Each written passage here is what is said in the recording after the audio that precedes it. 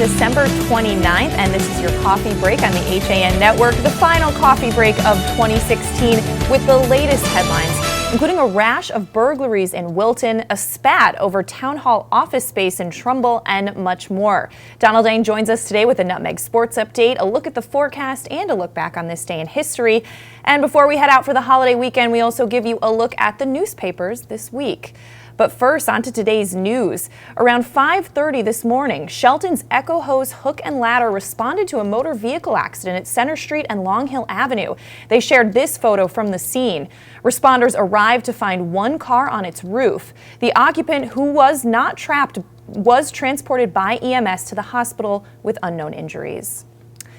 And state police arrested a West Haven man after troopers found 10,000 oxycodone pills, valued at $200,000 from his vehicle after a traffic stop. Troopers stopped the truck around 3 in the afternoon Wednesday on Interstate 95 in Milford.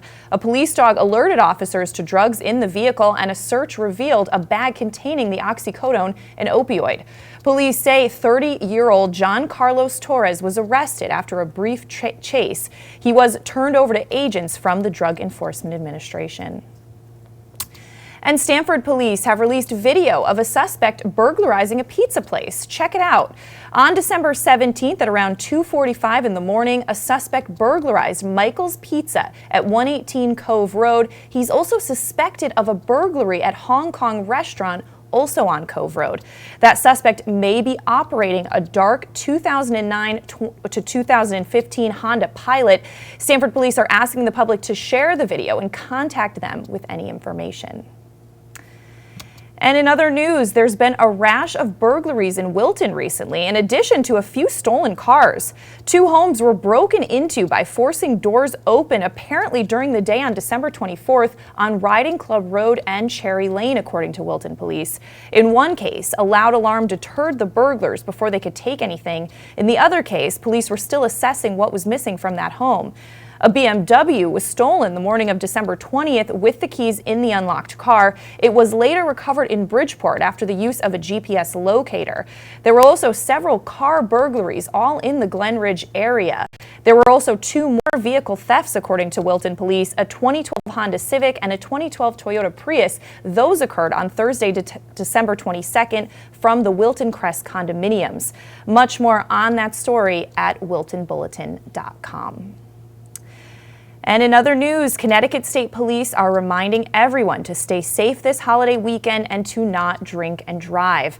Police have announced DUI checkpoints around the state. This does not include local police departments that also typically set up checkpoints this weekend. For State Police Troop G in Bridgeport, there will be a DUI sobriety checkpoint during the evening of Friday, December 30th. That will take place in the area of Interstate 91 northbound at Exit 3 near the intersection of Orange Street in New Haven. Police will also be looking for other violations, including seatbelts and distracted or aggressive driving.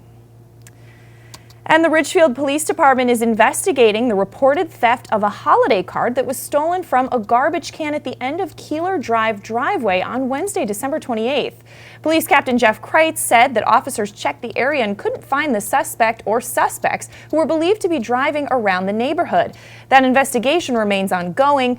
Captain Jeff Kreitz said that people usually affix cards, which often include a cash gift, to the garbage can that is then left at the end of the driveway for pickup. He said the thief will drive by, see the card, and take it. Kreitz said it's always best to personally deliver those holiday cards or contact the company and make arrangements. And 2 of Trumbull's elected officials, who are often at odds politically, are now facing off again over office space. Before Christmas, Republican First Selectman Tim Herbst informed Democrat Town Treasurer Anthony Musto that he was being evicted from his office. He was informed by Herbst that his tiny town hall office is being taken over by the Economic and Community Development Department for use as a conference room. The town treasurer is primarily responsible for generating income by investing the town's cash reserves. Musto defeated Republican John Ponzio to reclaim his position last year. He previously held the office from 2005 to 2009. In Herbst's memo informing Musto of his eviction, he cited Musto's habit of working from home or from his Fairfield law office and said Musto would have access to a cubicle and his computer when he was in town hall. Herbst said that space constraints in the building necessitated the move, again comparing Musto's work habits with former town treasurer John Ponzio. Herb said, based upon your lack of actual in-building attendance, we cannot justify your continued occupancy of an office that you do not use with the same frequency as your predecessor. Musto scoffed at the idea of using his office, which has space for a desk and one chair, for conference space. Town Hall has several conference rooms, he said, that are typically empty. However, there's a lot more on that story at TrumbleTimes.com. Let's throw it over now to Donald Ang for a look at the forecast. Don, I'm not seeing any snow out there, unfortunately. Yeah, no, you're not seeing any sunshine either. Sorry about that. I actually blame Frank Granito, but cold conditions today. Temperatures will sit in the low 40s, on and off rain, a chance of some snow mixed in there in the morning and early afternoon. Slight accumulation possible by this evening, otherwise mostly cloudy and windy overnight as we head into Friday morning. Tomorrow's expected high only about 38 degrees, but that's going to feel closer to about 25 degrees with high winds expected throughout the day. There is a chance again for off and on snow showers at times, but the wind will be the real issue.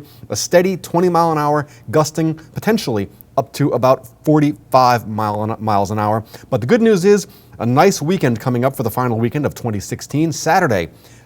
Very nice. Temperatures in the low to mid 40s, mostly sunny during the day. A bit chilly overnight, maybe 36 and mostly cloudy.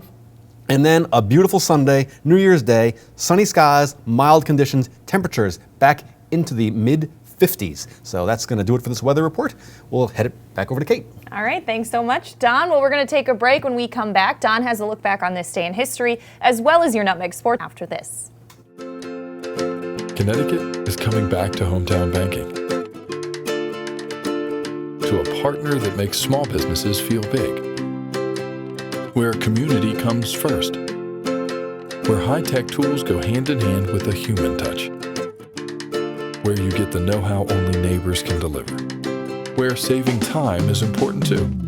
It's time to expect more. It's time to bank well, bank smart, bank local, bank well.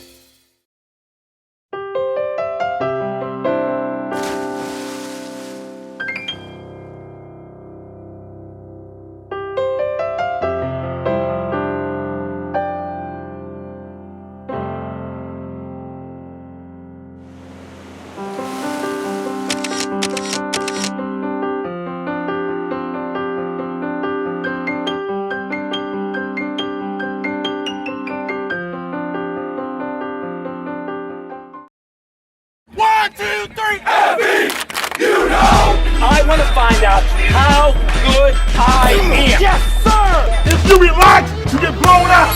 Let's get it done! Let's get it done! What can you take advantage of right now? Again, come on. I can push myself way beyond what you think. Pressure technique. Bring it back.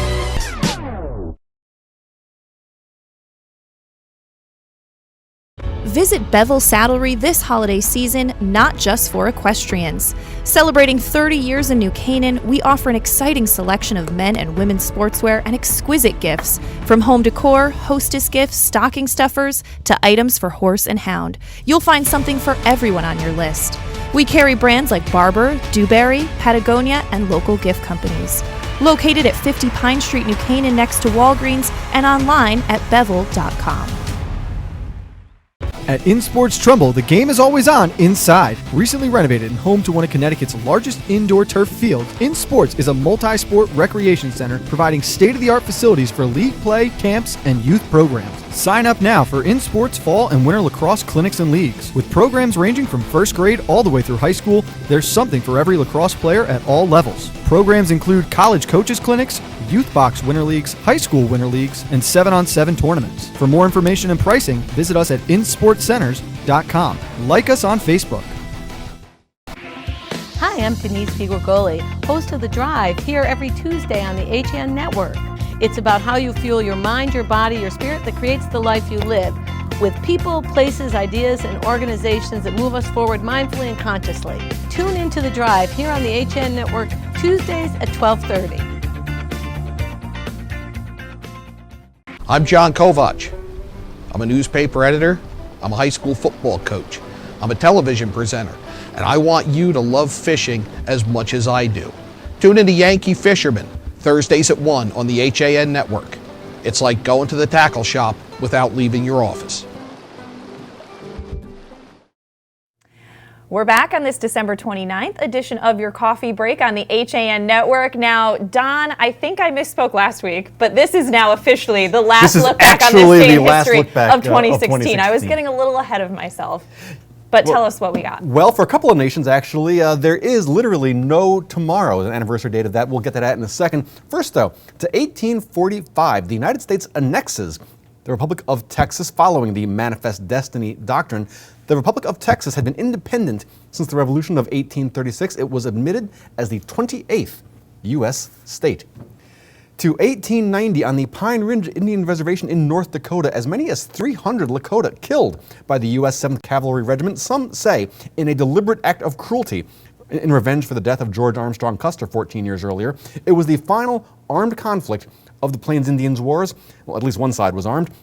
20 of the 500 men of the 7th Cavalry received the Medal of Honor for their actions in the massacre at Wounded Knee. To put that number in perspective, 27th Cavalry got the Medal of Honor out of 500. 64,000 North Dakotans fought in World War II. 3 got the Medal of Honor.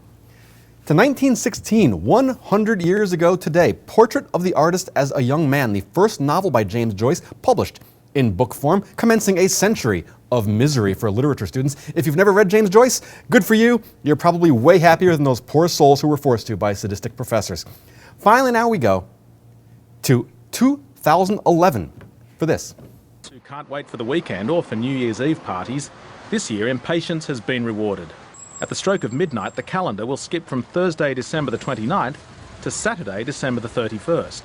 For this week only, Friday won't exist. I think it should be a big celebration out there when it comes to the wake up on Saturday morning. Oops, it's Saturday morning now, not Friday morning. The international dateline runs through the Pacific. In countries to its west, today has been Friday. To the east, it's Thursday. Samoa has been on the American side of the line. But after the change, it will rejoin nations to its west, where tomorrow is definitely... Yes, if you happen to live in Samoa or Tokelau, there is no December 30th, 2011. These nations moved to the other side of the international dateline. Well, they didn't actually move, but you get the idea, in order to more closely align their economies with their neighbors in Fiji, Australia, and New Zealand. That is your look back in history for today, December 29th, and I'm Donald Ng. All right, thanks so much, Don. Now we're going to throw it back over to you for Nutmeg Sports Update, filling in for Frank Granito today. So what's going on? Yeah, some versatility today, I thought. The HAN Network was live yesterday at Norwalk High School for the championship game of the 2016 Norwalk Holiday Tournament. It was a clash between crosstown rivals Brian McMahon and Norwalk High School, and it was all McMahon. They forced 4 straight Norwalk turnovers en route to a 7-0 lead at the start of the game and never looked back. The Senators cruised to a 71-46 win and the tournament title behind another great effort from senior guard Eric Day, who led all scorers for the second straight night with 16 points. Matt St. Louis and sophomore Saquon Williams also scored in double figures. Latrell Stewart, Khalid Sherald both finished with 9 points, just missing out on double figures. It was a close game after the first quarter as the Bears clawed back into it, but a 22-8 run in the second quarter blew the doors open for this one as McMahon took a 15-point lead into the half. With the win, McMahon remains undefeated, improving to 3-0 on the season. Norwalk falls to 3-2 with the loss, but will get a chance for revenge when the two rivals play again on February 7th during the FCAC regular season.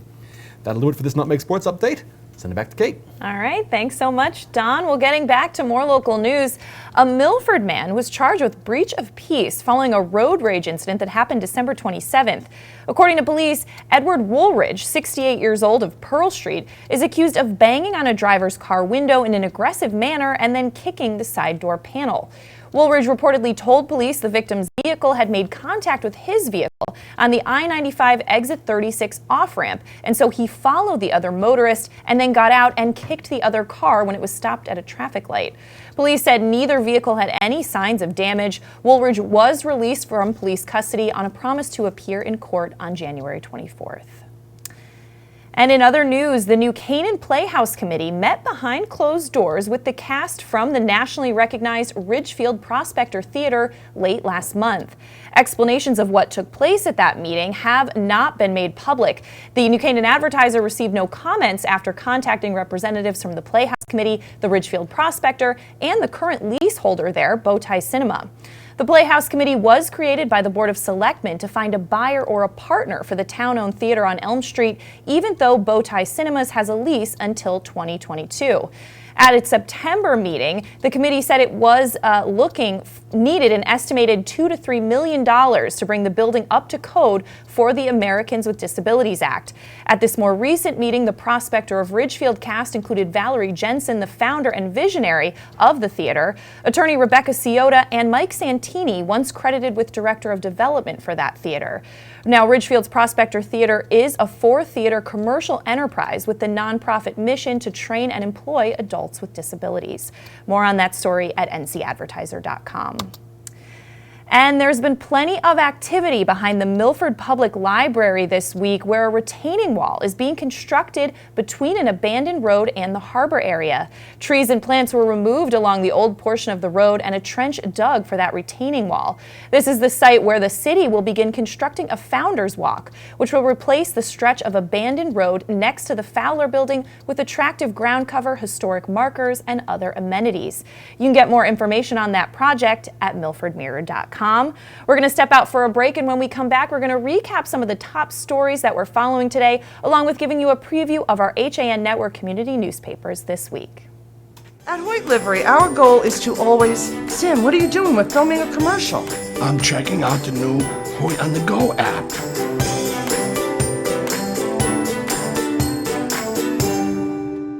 Hoyt's here! What makes Darien special during the holiday season? Locally owned shops and restaurants where you can find everything you need to make your holidays more enjoyable. Start with breakfast, then shop for everything from toys to unique gifts and the latest trends in fashion. Take a coffee break. Stop at our farmers market or one of our shops, where you'll find an amazing selection of cheeses and meats. Then enjoy dining at one of our fabulous restaurants. This holiday season, experience shopping and dining in Darien. Hi, this is Leo Carl from Carl Chevrolet in New Canaan, and you've heard me talk about the Chevy Volt for years. The new model gets 53 miles on EV charge daily, plus 420-mile full range. But don't take my word for it. You need to come in and test drive the Volt yourself. Visit us at 261 Elm Street in New Canaan or online at carldirect.com.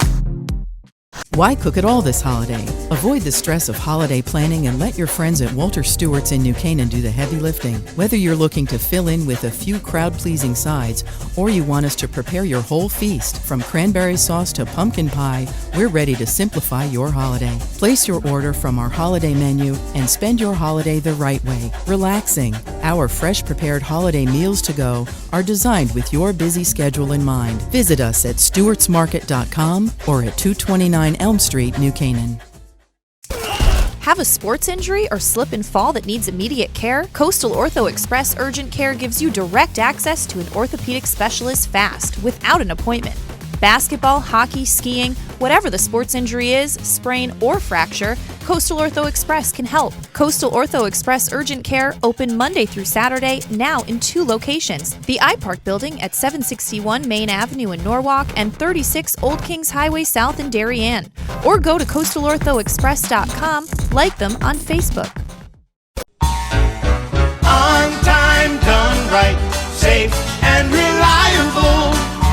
MrHandymanCT.com. Let our satisfied customers tell it. I have called Mr. Handyman for every reason, every occasion, every broken item, every leak. They have bailed me out on many occasions, and I would recommend them to anyone. For any project, large or small. MrHandymanCT.com. Give the gift of fitness to someone you love this holiday season for only $1 a day. Halo Fitness in New Canaan is now offering 1 year of fitness for only $365. Halo Fitness is a state-of-the-art fitness center located at Halo Studios in the heart of New Canaan, with ample free parking and brand new locker rooms. Keep someone you love healthy with a gift of fitness this holiday season. Halo Fitness Holiday Special, available for purchase during the month of December only. We're back on this Thursday edition of your Coffee Break on the HAN Network, recapping some of the top stories we're following today, including that around 5:30 this morning, Shelton's Echo Hose Hook and Ladder responded to a motor vehicle accident at Center Street and Long Hill Avenue. They shared this photo from the scene. Responders arrived to find one car on its roof. The occupant, who was not trapped, was transported by EMS to the hospital with unknown injuries. And in other news, state police arrested a West Haven man after troopers found 10,000 oxycodone pills valued at $200,000 in his vehicle after a traffic stop.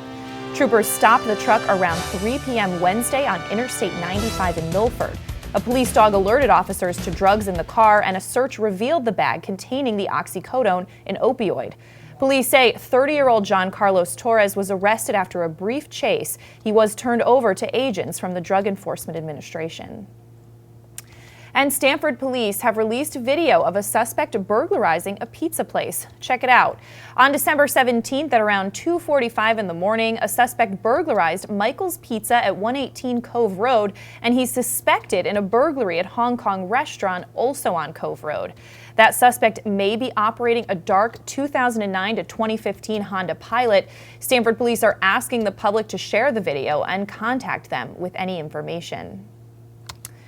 And there's been a rash of burglaries in Wilton recently, in addition to a few stolen cars. 2 homes were broken into by forcing doors open during the day on December 24th on Riding Club Road and Cherry Lane, according to Wilton police. In one case, a loud alarm deterred the burglars before they could take anything. In the other case, police were still assessing what was missing from the home. A BMW was stolen the morning of December 20th with the keys in the unlocked car. It was recovered in Bridgeport after the use of a GPS locator. There were also several car burglaries, all in the Glen Ridge area. Police also report that there were 2 additional vehicle thefts, a 2012 Honda Civic and a 2012 Toyota Prius. Those occurred on Thursday, December 22nd, from the Wilton Crest condominiums on River Road. Those cars in that case have not been recovered. But I don't have editorial director John Kovach here with me today, but we're still going to give you a look at what's on the front pages of your HAN Network newspapers this week. Check it out.